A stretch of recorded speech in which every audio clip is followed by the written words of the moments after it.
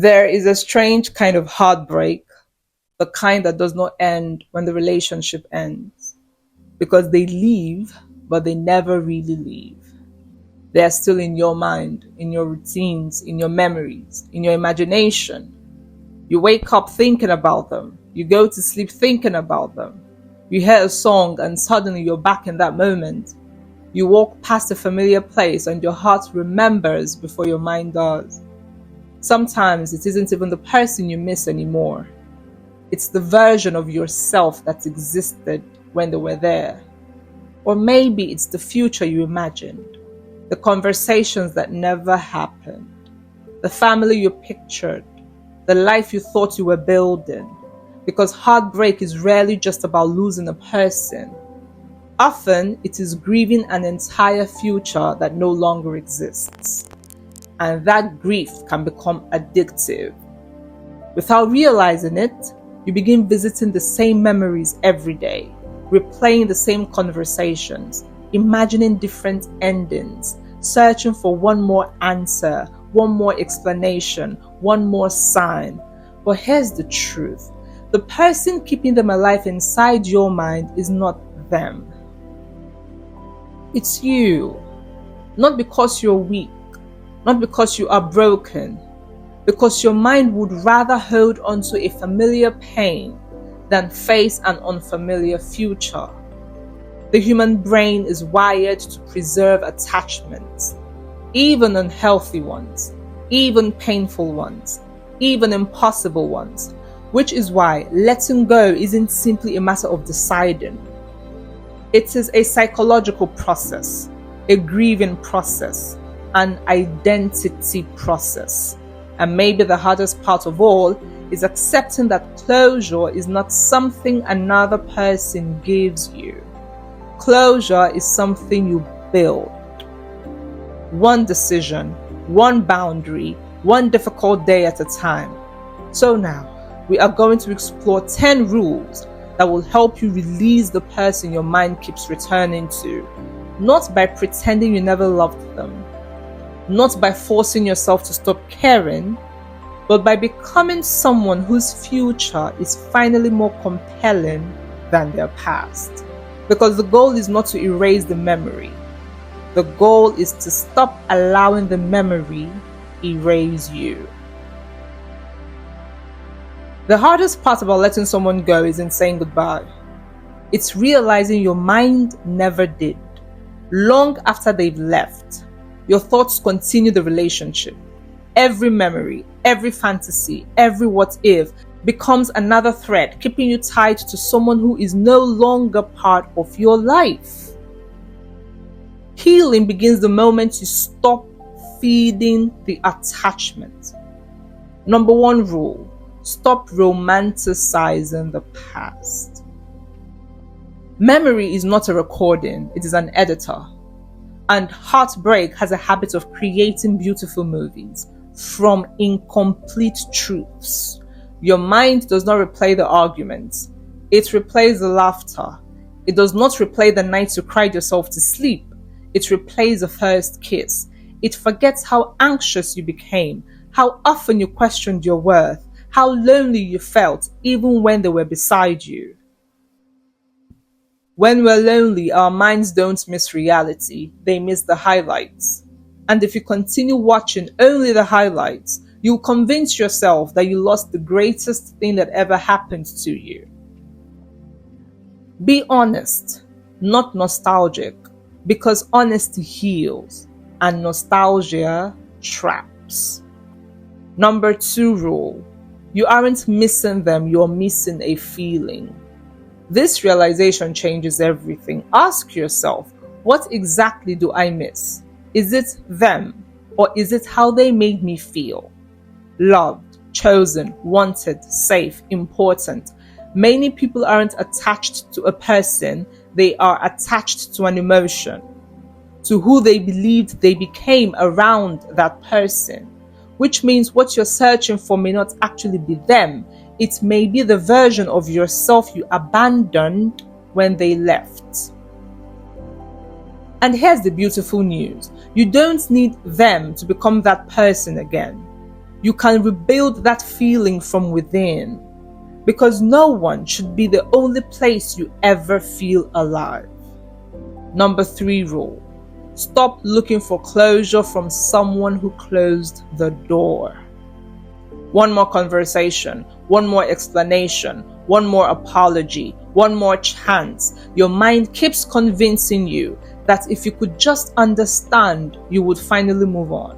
But here's what most people discover too late: closure is not information, it is acceptance. Even if they explained everything perfectly, it would still hurt. Even if they apologized, you would still have to grieve. Even if they came back, the relationship that existed before is already gone. Stop placing your healing in the hands of the person who wounded you, because then your future depends on someone who has already shown you they cannot carry it. Your future depends on someone who has already shown you they don't want to be part of it. Sometimes closure sounds like this: it happened. I didn't deserve it. I may never understand it, but I refuse to stay here forever. That sentence has freed more people than any final conversation ever could. The reason it's so difficult to let someone go is because you rarely lose only a person. You lose routines, you lose certainty, you lose identity, you lose the version of tomorrow you had already started living in your mind. That is why moving on isn't simply about forgetting. It is about rebuilding. Number 4 rule: stop visiting the places that keep you emotionally stuck. Your mind works through association. The photos, the old messages, their social media, the playlists you made together, the places you used to visit. Every time you return, your brain strengthens the attachment. Think of it like walking through a field. The first time, the grass barely bends, but if you keep walking the exact same path, a trail forms. Your thoughts work the same way. Every visit to their profile, every reread of old conversations, every replay of old memories deepens the emotional pathway, and then you wonder why you can't stop thinking about them. It is because you are rehearsing the attachment. Healing begins when you stop feeding the habit. Number 5 rule: accept that love alone is not enough. This truth will break your heart, because we've been taught that love conquers everything. It does not. People can love each other and still be wrong for each other. Love cannot replace respect. It cannot replace trust. It cannot replace emotional safety. It cannot replace shared values. Sometimes you don't need more love. You need more honesty. You need to admit that what you wanted and what you had were two different things. Because if someone continuously cost you your peace, then holding on is not love anymore. It is self-abandonment. There comes a time where choosing them means losing yourself, and no relationship is worth that price. Number 6 rule: stop waiting for them to come back. Hope is beautiful until it keeps you from living. Some people pause their entire lives. They don't meet new people. They don't take new opportunities. They don't allow themselves to heal, because somewhere inside, they're waiting for a message, waiting for an apology, waiting for fate to reverse itself. But while you're waiting, life keeps moving. The hardest question you may ever ask yourself is this: if they never came back, would I still choose to build a beautiful life? Because that answer reveals whether you're healing or simply waiting. Never place your future on hold for someone who has already walked away from your present. Number 7 rule: become someone your past can no longer recognize. Most people try to forget their past. The wiser approach is different. The wiser approach is to outgrow it. Become so different that the life you once begged for no longer fits the person you've become. Learn something new, build your body, travel, read, create, pray, laugh again, make memories that have nothing to do with them. Because every new experience slowly weakens the emotional grip of the old experiences. You don't heal by staring at yesterday. You heal by giving your mind something new to fall in love with. Not another person, a new version of yourself. One day you wake up and realize they crossed your mind only once.